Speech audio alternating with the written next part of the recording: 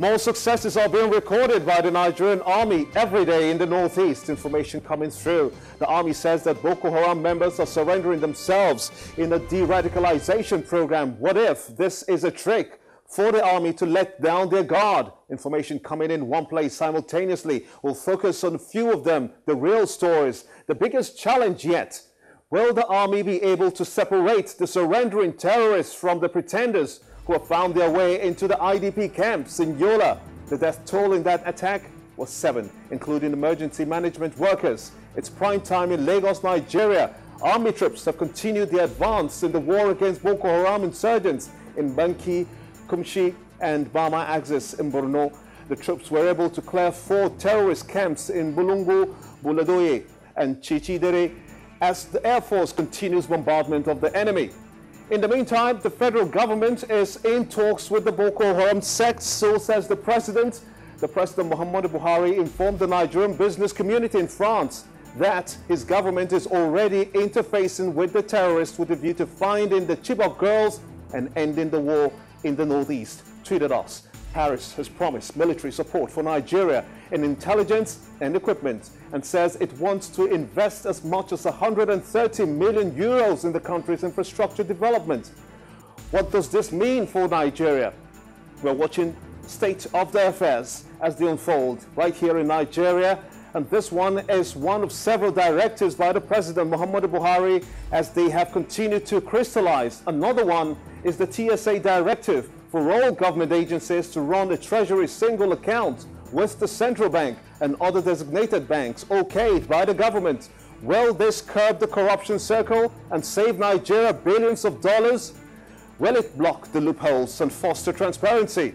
Call it interesting or the president's body language, and I'll totally agree with you. The Independent Corrupt Practices and Other Offences Commission, ICPC, the anti-graft body, is neck deep in the corruption saga as well. It has refunded 924 million naira fraudulently diverted to different company accounts under the Great Wall Desertification Intervention Program of the government. Could the debt of corruption be worse? What are twists of events in Nigeria? All information coming through right now. This is State of the Nation.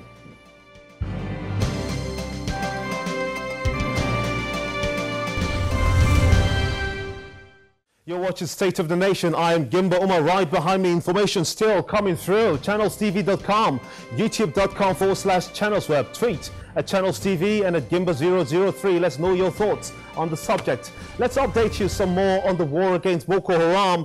The army spokesman, Colonel Sani Usman, in a statement said that the troops have rescued dozens of kidnapped women and children held captive by the insurgents.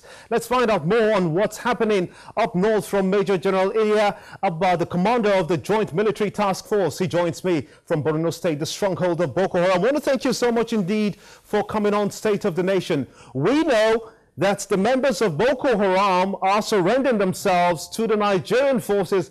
What we don't know is this surrendering a plan to infiltrate the IDP camps and cause chaos, as we saw in Yola?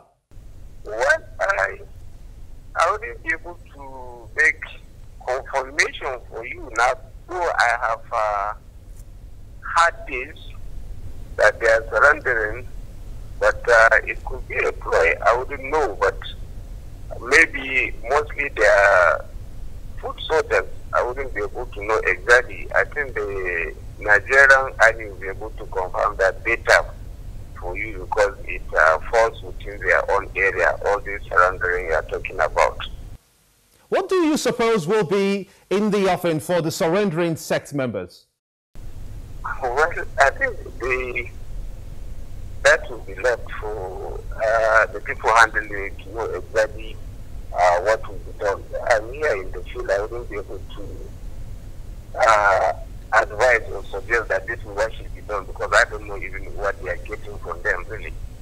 Now, is this part of the negotiations the government earlier proposed to the insurgents in an effort to end this war?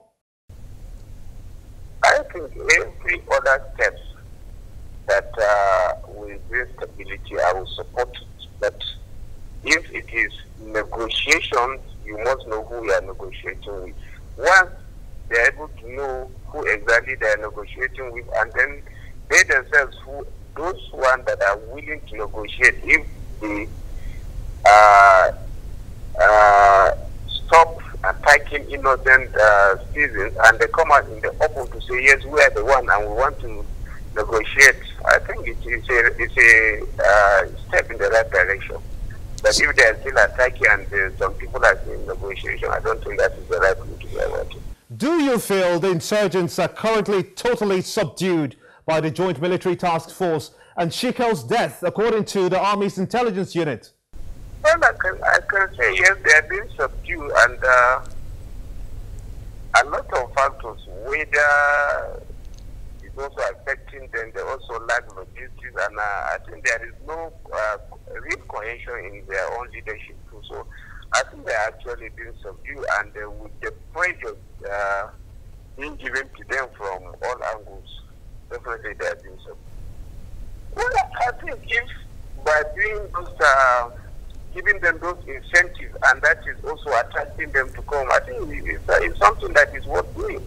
Because, like I told you earlier, they are suffering a lot from logistic backup, and if they are getting something to survive and they will run away from their leadership, I think they will continue to